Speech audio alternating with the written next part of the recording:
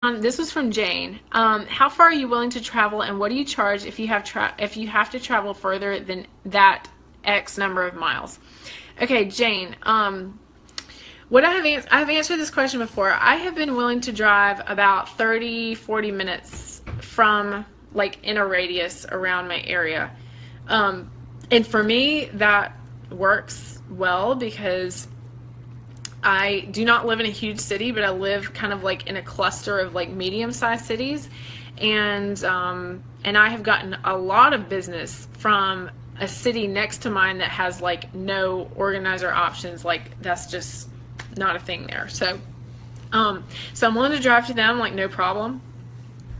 And what the prices that I have posted on my site in the past, or I guess I have it in my contract now, if they ask for it. By the way, guys, when I talk about my contract, and I do say, like, I show it to you in the master class, it's by no means like a legal document that I'm giving you that you can use. Like, it's just a way for you to be inspired, and you can kind of take it as a starting point.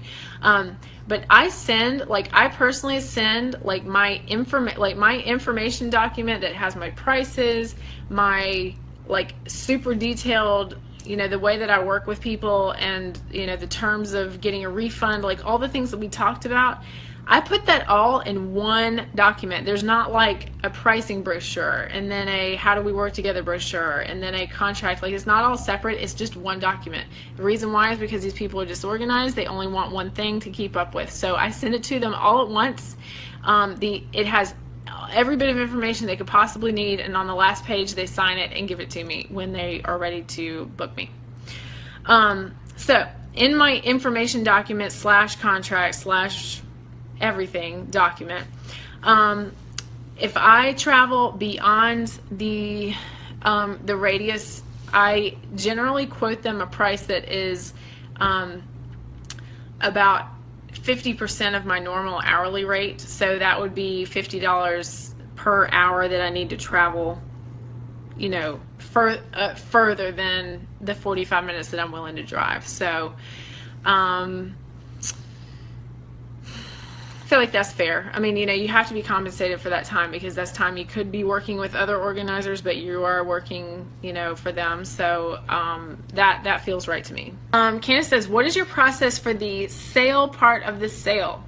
In other words, do you present ideas during the consultation and the client writes you a check on the spot? Yes, pretty much the answer is yes. Do you allow them a few hours to think about it and email a proposal before the end of the business day? And Candace, the rest of your question, I know from your email, was that sometimes you like to have time to think about it before you commit, which I completely understand. Here's the thing, though, is that I have never been on a consultation in somebody's house that I didn't make the sale right then. Because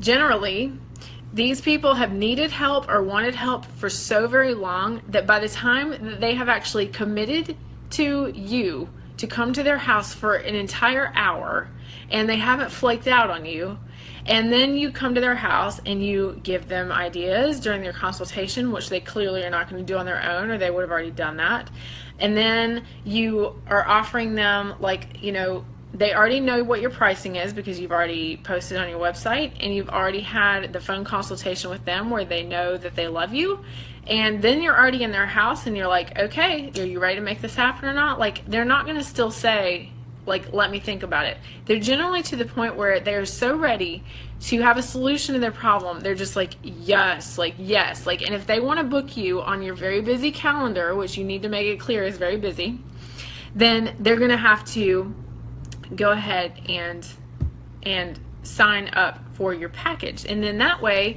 they can go ahead and get the dates that they want, and then you make it clear to them that if anything comes up or if anything changes, that you can be flexible in terms of rescheduling, that you're not going to have to charge them like fees and crazy like cancellation fees and everything for having to cancel at the last minute, which they always do because things always come up and they are flaky, so they can't really commit to things in advance, but they want to. They really, really want to.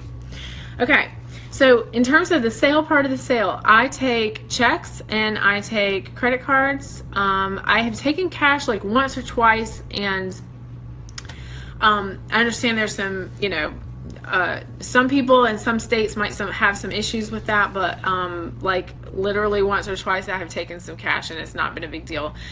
You track all this, you have to do your own accounting. Like, you guys have to learn how to do small business accounting on your own.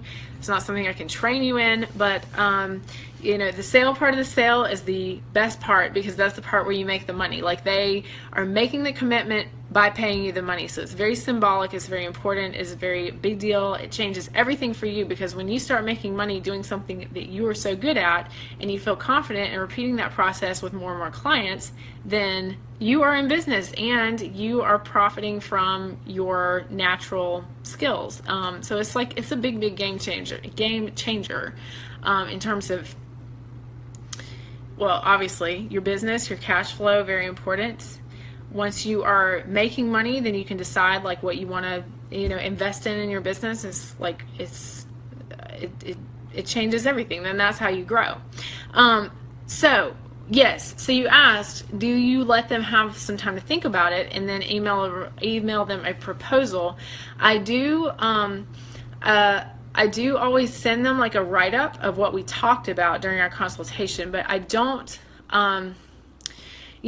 if they ask for more time to think about it, I would generally think that there is a bigger problem. Like, I would generally think that they're trying to tell you no, versus maybe I want to wait till later. Like, I would think that they're actually trying to tell you no, but they're trying to be nice about it. And so I'd ask yourself if or what might have been the issue between them needing the help desperately, asking you to come to their house, knowing already what your prices are, and then them still saying they need to think about it.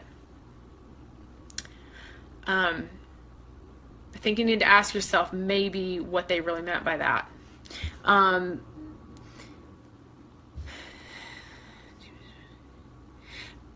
If they really needed some time to think about it, like, I would completely understand that. But I think you would probably be able to tell, like, for example, if they said, I need to talk to my husband or whatever. But these are the kinds of issues that you avoid when you have a very clear pricing put out on your website and a very clear consultation with them on the phone before you go over to their house and invest time in giving them your feedback and your ideas. Now, even if you give them ideas, like, you're not giving them a full do-it-yourself plan. You're just kind of saying, oh, I can see how this would come together, and I can see how this one area is really bothering you, and so that if we could focus on this first, then all of these other things would start to kind of come together. So just like little things, like showing your excitement and showing that you do have ideas for how to help them, like, that is what I think really goes a long way. So happy to help you guys. I see you guys saying thank you for asking the questions, because it helps me know what you guys are thinking about and wanting to know more about, and what kind of content we can come up and help you with. This is the most fun thing, I swear to you, that I've ever done. So I'm wonderfully excited.